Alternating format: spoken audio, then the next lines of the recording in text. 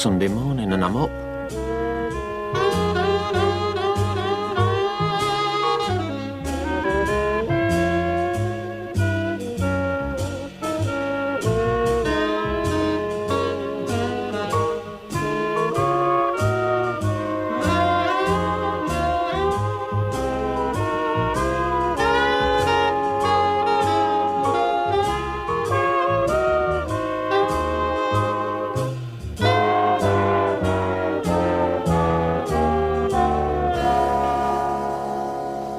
Fact. Your husband disappeared Friday. Fact, I know he did. Fact. We reported this to the police. Fact, the police are boring. However, Detective Sergeant Tomlin seems to be under the impression that you and I have something to do with it. He's probably hot on the trail at this very moment. Anyhow, fact. Look, I wish you'd stop saying fact like that. Sorry, I'm just trying to be methodical, but I mean, if it bothers you... It bothers me. Fact, no. I mean, we know that his friends know nothing about it. Neither of them. But he's taken his razor and a stuffed crocodile and left a video cassette with a message on it. Saying goodbye forever, dear. I'm sure this is the best thing for both of us at bloody Cetra. I thought you seemed quite nice, really. Sorry, none of my business.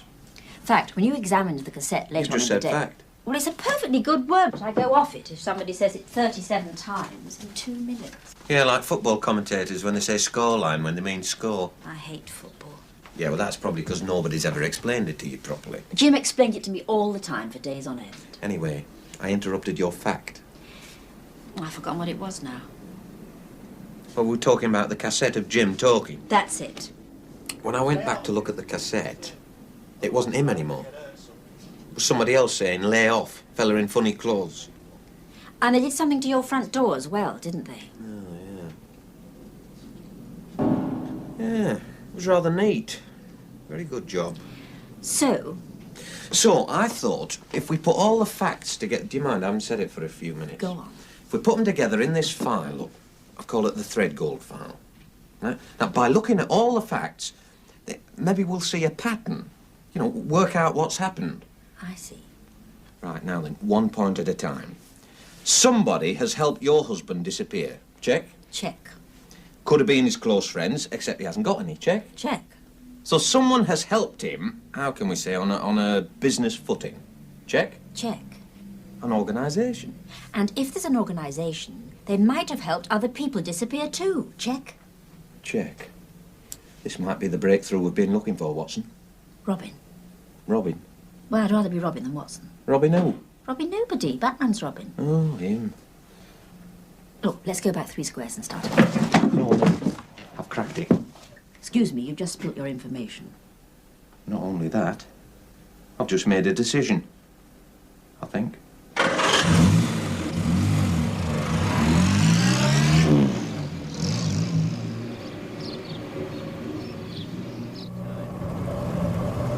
Switch the radio on. How do I do that? Well, with the switch, turn it from off to on. What for? We want to find out if other people have disappeared, right? I know that. I'm talking about the radio. The radio's the answer. To the Steve Nicholson Show. And we've got a gang of sprightly senior citizens at the Derby and Joan Club who are looking for a cheap or even a free lawnmower. Nobody's having my lawnmower. So while you're digging deep into your milk of human kindness, here's a golden oldie. I read the news today, oh boy. When I finish speaking, please leave your message together with an address and/or telephone number where we might contact you. Thank you. Please speak now. Incredible. Yeah? You really think so, eh? Probably useless, but incredible.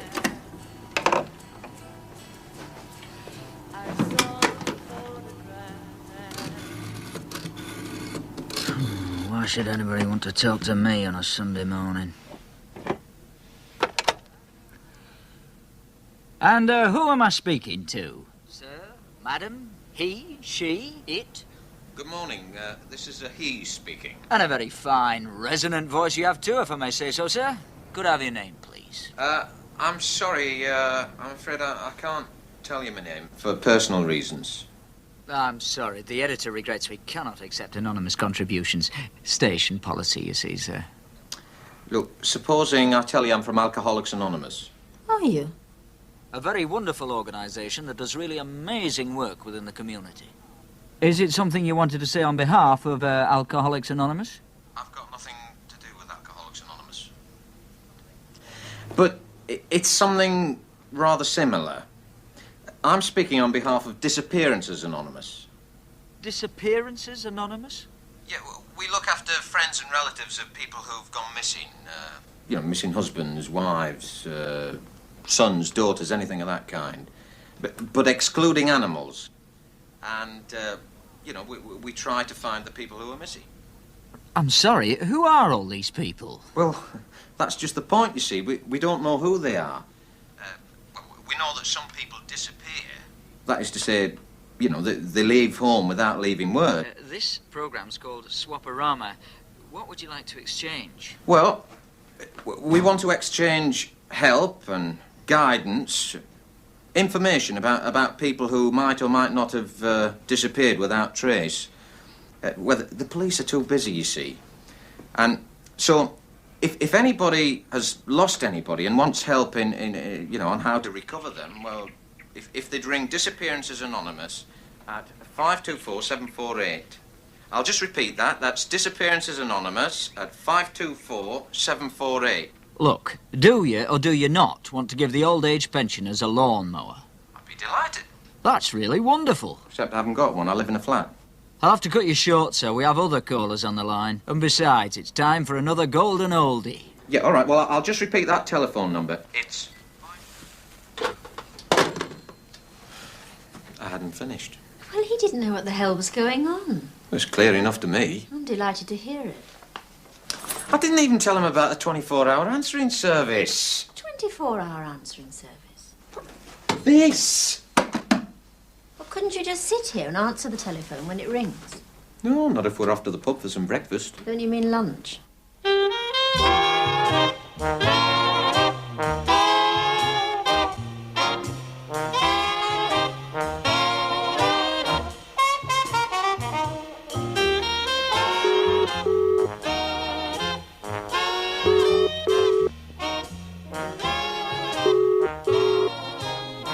This is a recorded announcement from Disappearances Anonymous. When I finish speaking, please leave your message together with an address and/or telephone number where we might contact you. Thank you. Please speak now.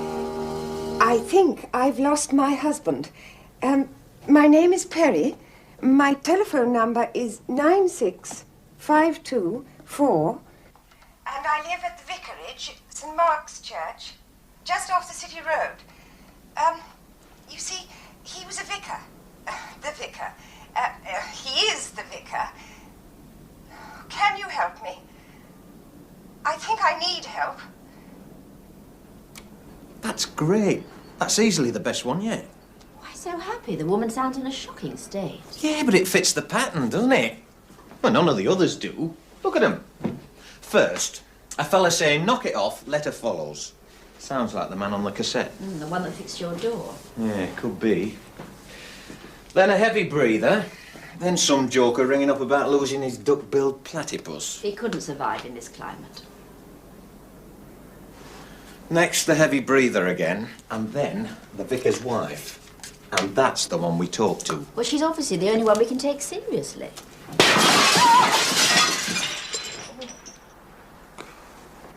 Sorry. Surely people don't really throw bricks through windows? They do round here. I think we find one with glass in. With messages attached? Eh? It says, this is the letter that follows the phone call. Knock it off or you'll get hurt. Can you see anybody? Just the usual. Dead cat and a stray milkman. There's a little yellow car. Volkswagen. Somebody trying to frighten us. Yeah. Are you frightened? Yeah, a bit. You? A bit. So, what do? Do we go see this vicar's wife? It is Sunday. Eh?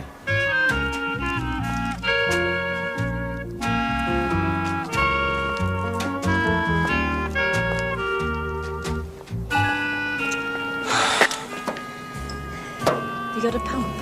What do you think?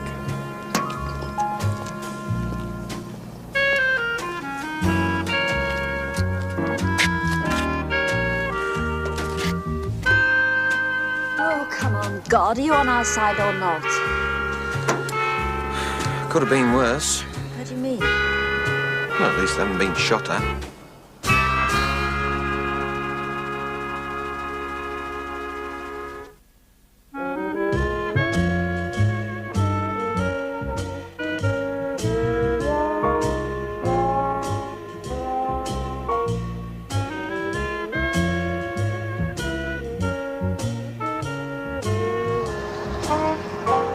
Lad, come on your way. Don't hang around here. Off you go, go on. Get on your way.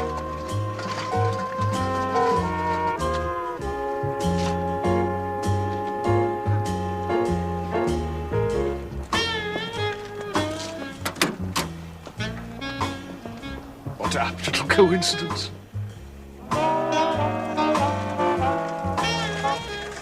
This is fun. Yeah. Think of all the energy we're conserving.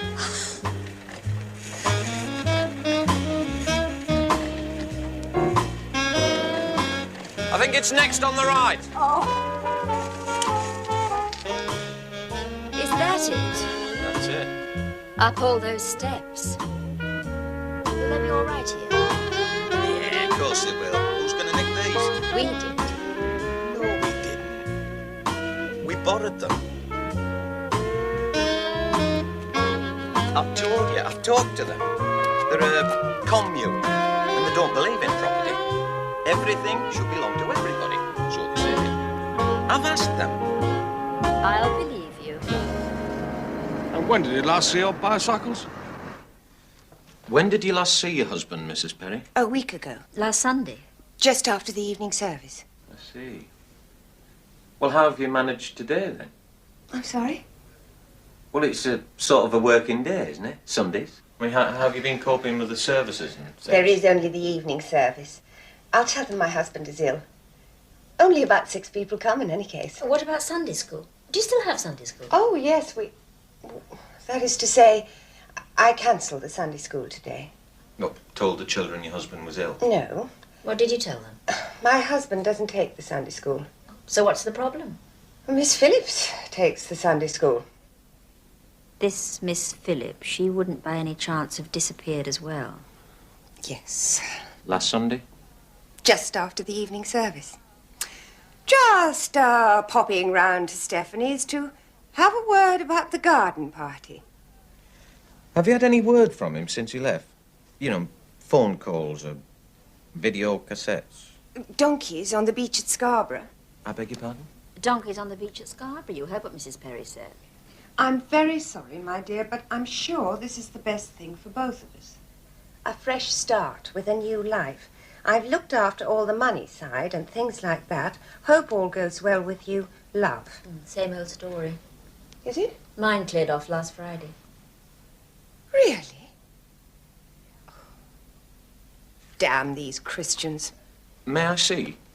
You're welcome. Oh, I see. Donkeys on the beach at Scarborough. Does that mean they've run away to Scarborough? No, it means some donkeys have run away to Scarborough. Well, it could be a bluff.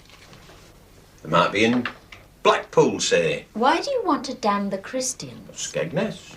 They give up everything for the love of gentle Jesus, meek and mild, and then, after 10 or 15 years of loving Jesus, sacrificing everything to his blessed memory, devoting their lives to the Spirit, one day they discover the flesh. Well, it's not bad. Oh, I know that. They don't. They think it's wicked and sinful and affects the eyesight. And then Vicar meets Sunday school teacher. Suddenly it's the day of revelation. Pow, bang, crash, zowie, curse, splat. Take the good book back to the library. It's time for donkey rides on the beach at Scarborough, folks. Straight question, Mrs. Perry. Do you want him back? Well, not particularly. He was dead boring when he was the local saint. And since he went over to the other side, he's been a spotty, lovesick adolescent. You know, the thing that interests me... Quiet, this is none of your business. I just want to know what's going on, that's all. And I want to avoid gangs of reporters doing stuff about vicar and Sunday school teacher and secret love nest. At least he's not a verger or a choir boy. Am I allowed to speak? You speak. We'll decide whether to take notice. No. I'm just wondering what he did from Mondays to Saturdays. What he did? Yeah, well... I'm trying to find a pattern. Trying to work out what's happened and how and why. Well, What's Sundays we know about? he just wandered round the parish, doing good works, turning the other cheek. Any friends? Known associates? Did he belong to the squash club? Or Oh, anything? no, just the Literary Society. The Literary Society? Gasps from the audience. Crashing chords. What? My old man belonged to the Literary Society as well. Learned lectures about the Bloomsbury Group. Erotic imagery in Jane Austen. Charlotte Bronte's early period. You don't see it as some sort of Yorkshire Mafia Front organisation, do you? Oh, not even a Yorkshire backside organisation. I might make a note of it all the same. For me files. May I ask you a personal question? Surely. If your blokes run off to join the donkeys, does that mean you and this bloke are anything? Oh, no, we're nothing. We teach on the same staff at Colett's Comprehensive, that's all. Not even good friends. But co-founders of Disappearances Anonymous. It's good to talk to somebody that isn't... Isn't what? that isn't the somebody you've been talking to for the last 15 years. Yeah, I know. Do you fancy going out and getting smashed tonight? It'll have to be after 7 o'clock. I must stick around and tell the congregation there's no show tonight. Salvation postponed until further notice. Amen.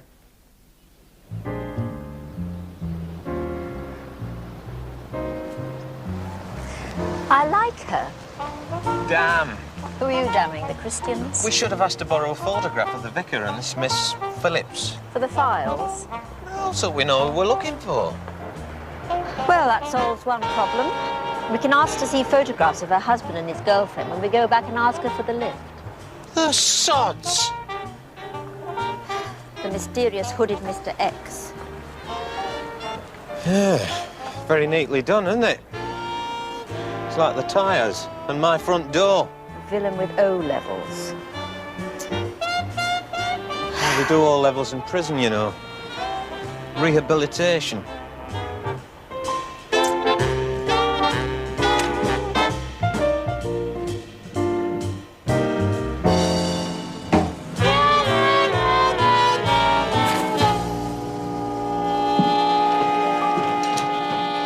That's the Reverend gentleman. Oh, I see. It's funny, he doesn't look the sort That's that... often the case. And that's the Scarlet Woman. She doesn't look the sort either. No, poor little cow. Anyway, help yourself. I was going to put them in the album, but somehow I haven't the heart. Look, about the lift. Look, if it's not convenient, it really doesn't matter. Oh, that's good, because I was forgetting. They've taken the car. They? Oh, they. We'll catch the bus.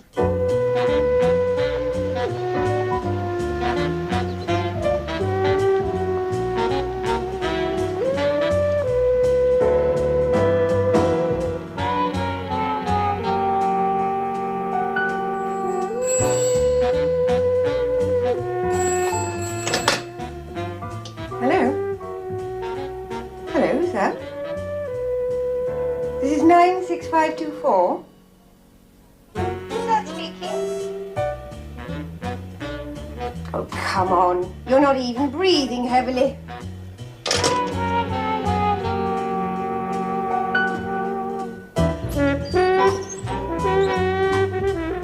When in doubt, panic.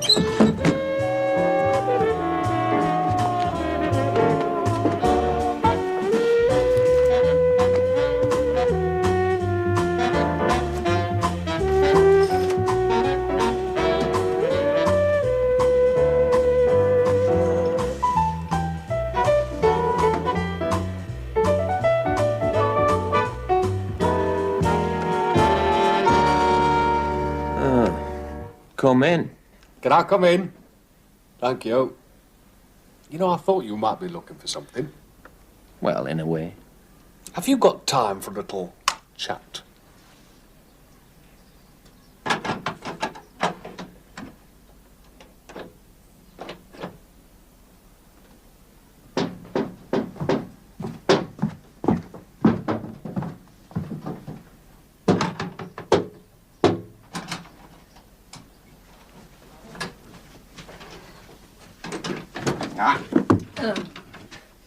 Good afternoon, Mrs. Threadgold. Could I interest you in my special offer? What are you talking about? To relieve the loneliness of an abandoned wife with a little drunken conversation? I see. Come in. Who could refuse such an offer? Well, I could very easily. But it's good of you to call, and I'll make you some black coffee. You're a princess. Rubbish. I can't stand horses. Fact. You haven't yet produced the lady's missing husband, despite several requests from the police to do so. Yeah, he's cleared off, that's why. Fact. You've been out all of the day. That's where I got it from. Got what from? Oh, nothing. Just a little factual thing that's been bothering me. I checked your car, you know. You do realise it isn't roadworthy. Oh, somebody let the tyres down. Well, the doors weren't locked. It's impossible to lock them. So I happened to remove what appeared to be an important file. In your interests. In my interests. Yeah, strictly yours. Thanks very much. It didn't happen to slide open while in your possession, did it? It's funny you should say that. Oh, Sergeant. One more week, then back to education. You should get out before it's too late. I enjoy teaching. That's very quaint. It seems to me nobody enjoys anything very much. I look round at what I laughingly call my friends. I can make out a case for any one of them running away the way your bloke did. Each and every one of them. Just leave the door slightly ajar, they'll be off like the clappers. You're just cynical and twisted and bitter. No disrespect. Oh, no offense taken, my dear. There are happy and contented people around. Name one happy and contented person. See?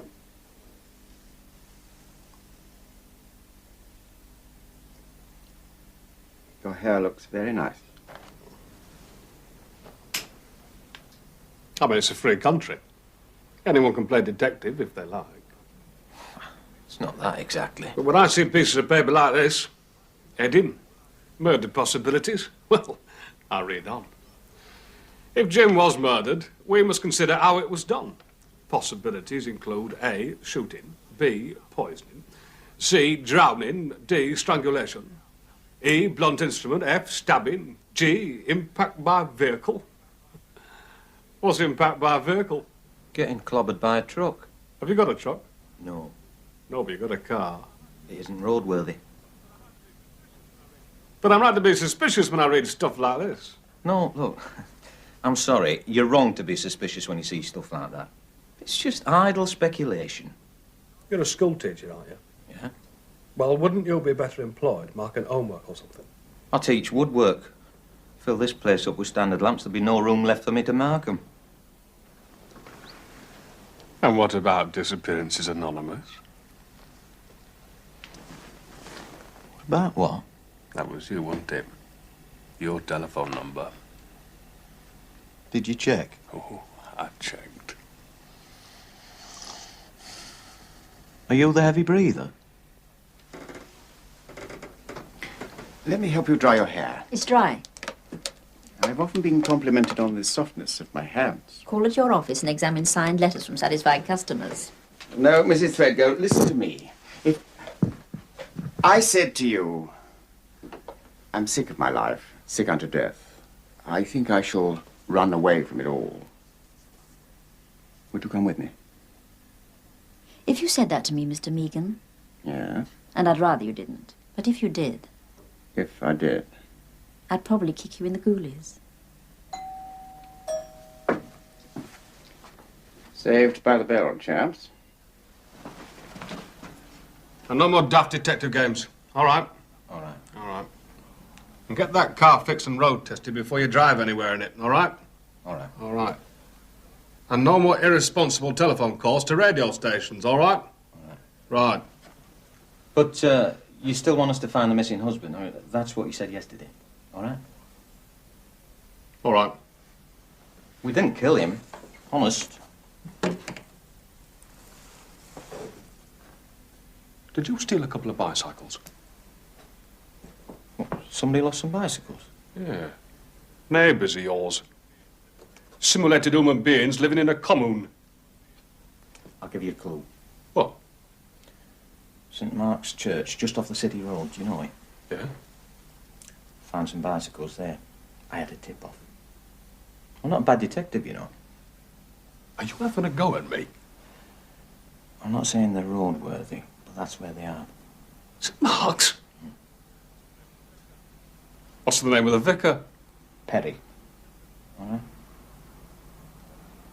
Oh, It's good to see you. We just need the head and half a dozen bright young graduates with Trotskyite leanings. We could have a staff meeting. I just wanted to see if you were all right. I'm fine, surrounded by well-wishers, as you can see. Any news from your husband? None. Just sitting by the phone, waiting. No, going out to get drunk. You're not... No, not with Mr. Megan. He's going home for a cold shower. Really? And if Jim phones and I'm not here, he can send me a postcard with donkeys on.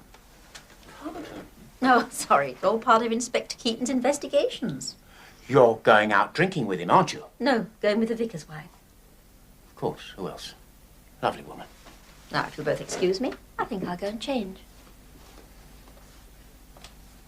For an abandoned woman, she seems pretty cheerful. That's good, isn't it?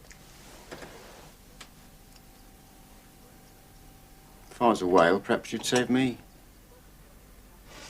Your capacity must be about the same. Hello, Mr. Doyle? Secretary of the Literary Society? Oh, good. Well, according to my information, you've a meeting tomorrow night. Yeah. Well, I was wondering, can anybody join? Oh, right. Good. Thank you. What time is it? I see. Yeah, right, good. I'll be there. Pardon? DHU? Oh, I see, yeah. Huh? Sounds great. Right, we'll see you tomorrow then. Good night. Perhaps I ought to read a book. I used to have a book.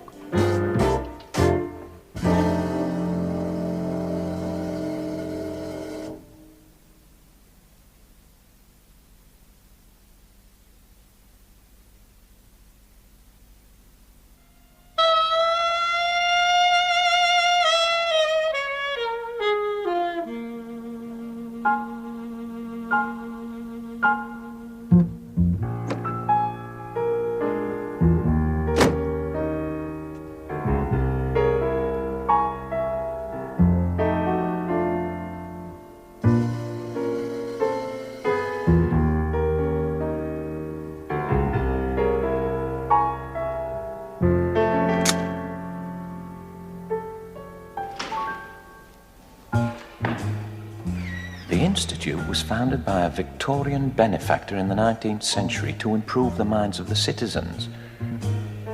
I bet you didn't think it would take this long. Nobody seems to know what business the benefactor made his money out of. But my guess is he manufactured staircases.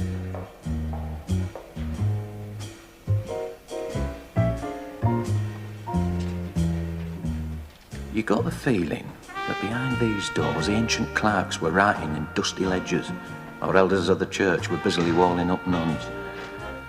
But that was no concern of mine. I was looking for the Literary Society.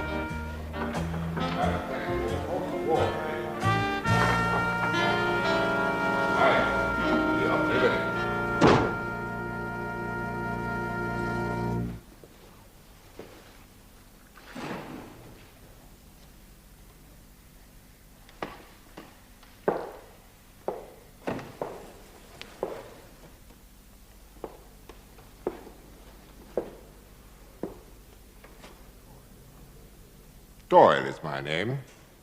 Honorary Secretary. Keaton. Neville Keaton. I rang you up. You rang me? Not up. No, suppose not. In the beginning was the Word, Mr. Keaton. It's what separates us from the beasts of the field. Mrs. Moffat and Mr. Moffat. Mr. Keaton has discovered a keen interest in literature. He's come to have a look at us, see whether he likes us. Do you write? Oh, no. I'm a woodwork teacher. Who is your favourite writer? Now, that's a difficult one, isn't it? I mean, doesn't it depend really on, you know, who you prefer? I mean, I could say Shakespeare. Why not say Shakespeare? I'll say Shakespeare. Is this the usual sort of turnout? If you're concerned purely with numbers, yes. But there are only 3 members of any significance. Only 3 with genuine insight and creative intelligence. 1, 2, 3. Who knows? After tonight, there may be 4. What about Mr.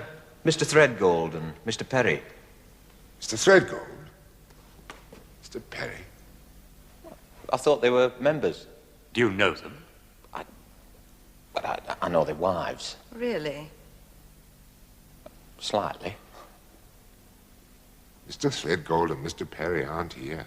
Yeah, I'd more or less realised.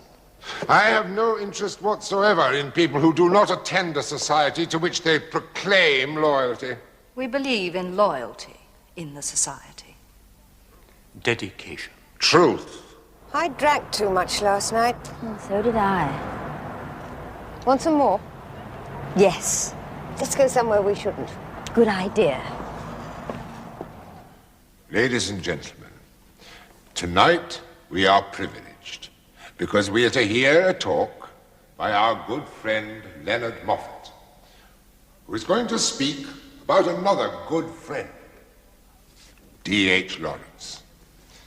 I never knew Lawrence personally, and it would, I fear, have been a rather limited relationship, as I was only 1 year old when he died.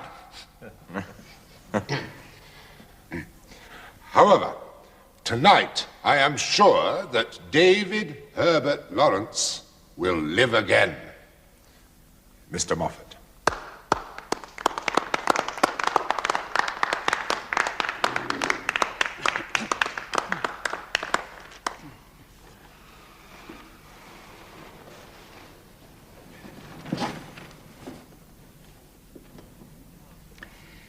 If you ask the average plumber, turf accountant, or a woodwork teacher, who is D.H. Lawrence, the chances are he will reply, isn't that the man who wrote the dirty books? And the answer, of course, is yes. And at the same time, no. How, you may ask, can a book be dirty and clean at the same time? The answer, my friends, is very easily. Let us all think very carefully about the sexual act. These people are all crazy.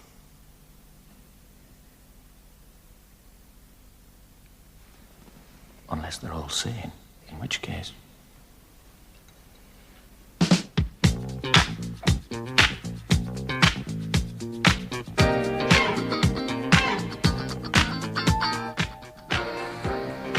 Do you know what I was going to do if my reverend gentleman hadn't run away?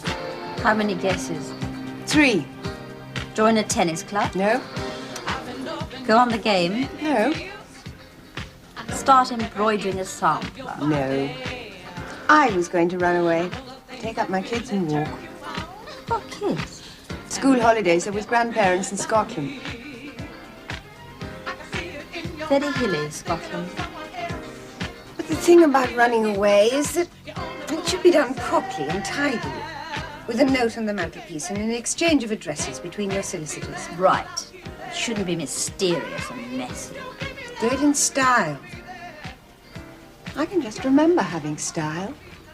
D.H. Lawrence never ran away. Yet, in another sense, he was running away all the time.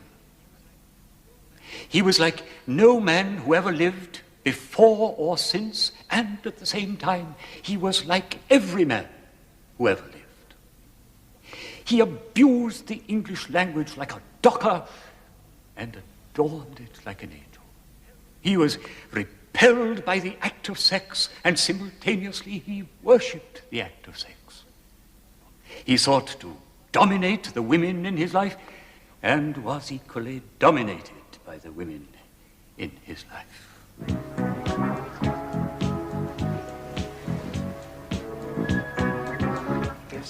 Do you know you'd still got a panda? A panda, did you say? Yes, like a teddy bear, only a panda. Jim had a crocodile. He said that when he was small, 3 years old, and the war was still on, the panda gave him comfort in the air raids. Has he still got it? I'll give him credit, he slept with it under the pillow. Did he take it with him? Oh, yes. Jim took his crocodile. I thought you said crocodile. Thank you, Mr. Moffat, for that extremely stimulating talk, which will provoke, I'm sure, a great deal of discussion. The meeting is open to the floor.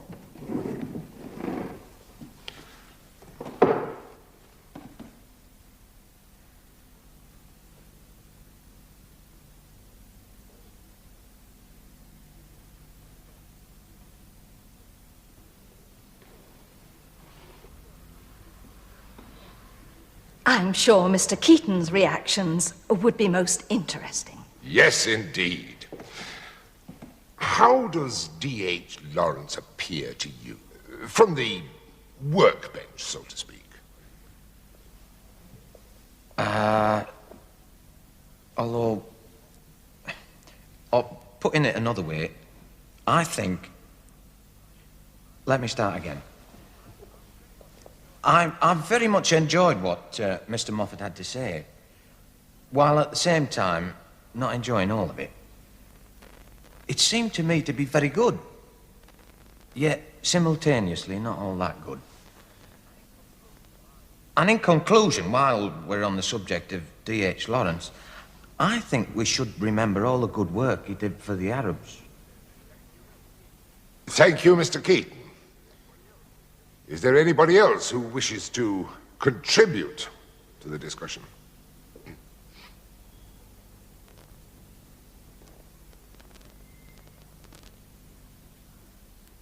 The silence was bursting my eardrums. I'd be happy to answer any questions. The atmosphere was dense with nuttiness. Come along. I'm sure you're all bursting to ask questions. The world needed a question or it would surely explode. Yeah, I'd like to ask a question. Can you direct me to the gentleman's? Along the corridor to the left.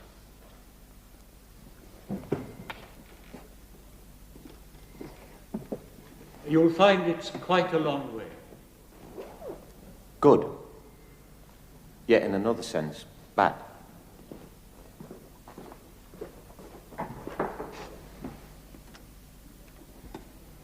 What a very disturbing young man. But on the other hand... Please don't contradict. You've already driven Mr. Keaton away. He's just gone for We all know what he's gone I didn't really want to go to the gents.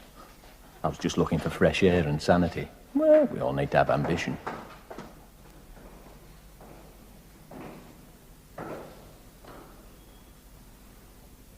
Suddenly, I wanted to go to the gents. Of course, we must always remember that D.H. Lawrence was a man who was running away. Ah, but was he? Of course he was. Running away? Yeah. Not running towards something, perhaps? Chasing the rainbow. I think we should not joke about D.H. Lawrence.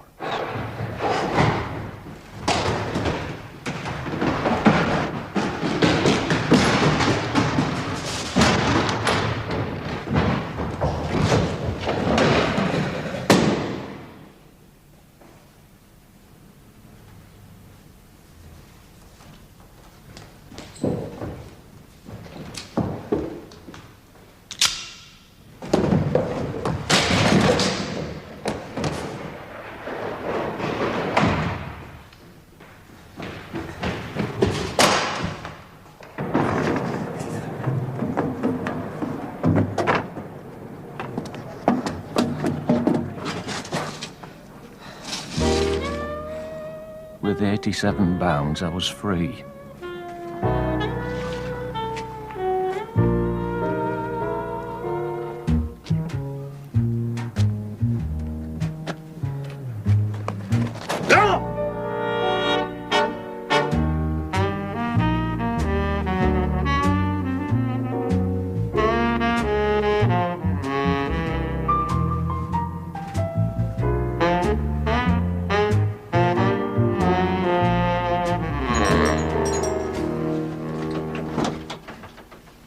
Broadly speaking, does this belong to you?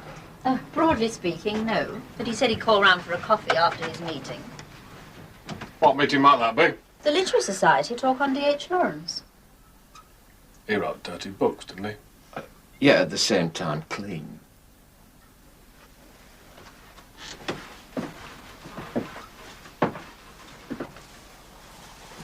What's happened? A case of mistaken identity. Clerical error. Injury sustained while I wasn't resisting arrest. Technically, you're wrong there, Mr. Keaton. I wasn't resisting. You weren't being arrested. What the hell have you done to him? Very little. And happily, you've confirmed his story for him. What story? About this literary society. We'll have to check the dirty books aspect of it, of course. But, Look, someone explain to me what's been going on. 21:20 hours, somebody reports a prowler on the premises of the Institute. 21:30 hours, we partially encircle the building. Partially encircle. Large building. 4 officers. And? A small shadowy figure emerges from the rear door and runs down the fire escape, where we are waiting. And you hit him? We applied the necessary restraint, believing him to be a prowler. They hit me. And Mr. Keaton explained his story about this strange society. Look, it's true. People who attend lectures on D.H. Lawrence do not, as a rule, exit by the fire escape. I was being chased. Were you? There was a prowler on the premises, prowling after me. And did you catch the prowler? Alas, no. He effected his getaway. In a yellow Volkswagen. And as we were given to understand that Mr. Keaton was going to visit you here for a friendly cup of coffee, it seemed only the right thing to do under the circumstances to give him a lift home. You give him a lift and we'll say nothing about police brutality. Oh, no, Mrs. Threadgold. There are a great many things what we are saying nothing about. Motor cars that run roadworthy, secret files, missing husbands, dismantled bicycles in churchyards. Thanks for the tip, by the way. Any danger of actually drinking that coffee? Very soon. I have visitors at the moment, but I think they're going. Oh. Indeed, yes. Always plenty to be getting on with. I'll see myself out. Oh, forgive me if I watch you, just to make sure.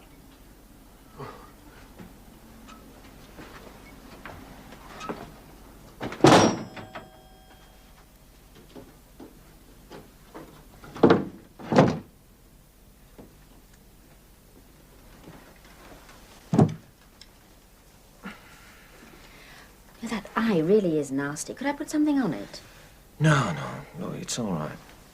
As my old mother used to say, bruises and blood, that's nature's way of curing things. It's a theory. Oh, look at that. Great.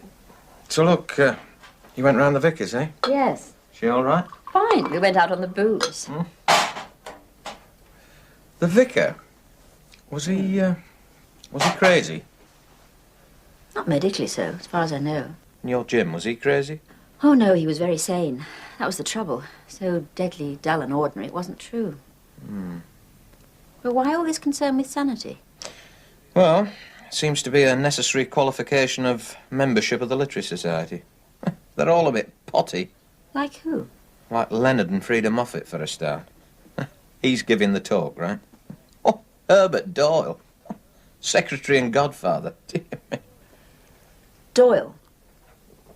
Doyle. Rhymes with Boyle. What, you put a poultice on? Are you sure that's all right? I could put a poultice on. No, it's okay, honest. Just a minute. Where's my bag? Oh, you carry poultices. You remember Mrs. Perry had a postcard from Scarborough? Donkeys on the beach. That one. Well, I thought it was familiar somehow. Oh, these donkeys look alike. What's so funny? You're putting all your cards on the table. Oh, ho, on with the fun. Look, what do you notice? Well, each one is both alike, same as the other one. Read them. Number 1 from the Reverend Perry. About making a fresh start, a new life, all that stuff.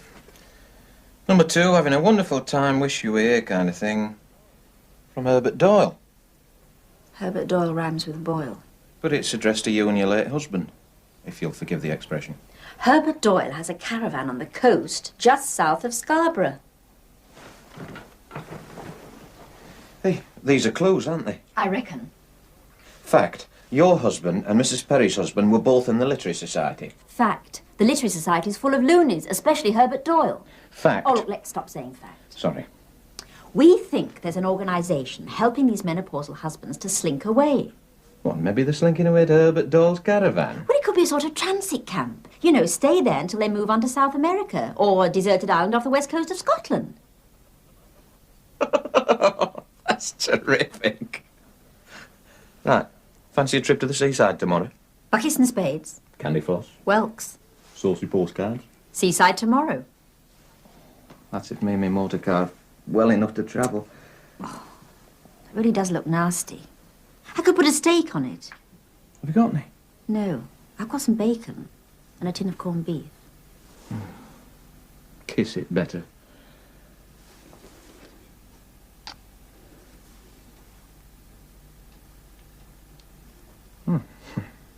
Thank you. Better? Getting better.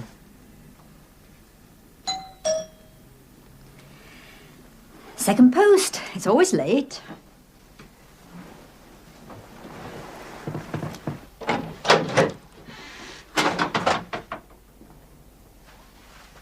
Was the post? It's not ticking, is it? No.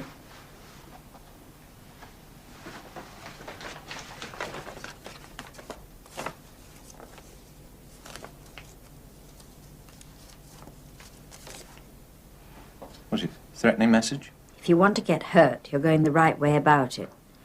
Signed a well-wisher. Oh, not well-wisher. Afraid so. Prowling well-wisher in Volkswagen. And this. What's that? That is the tail of Jim's crocodile. Oh,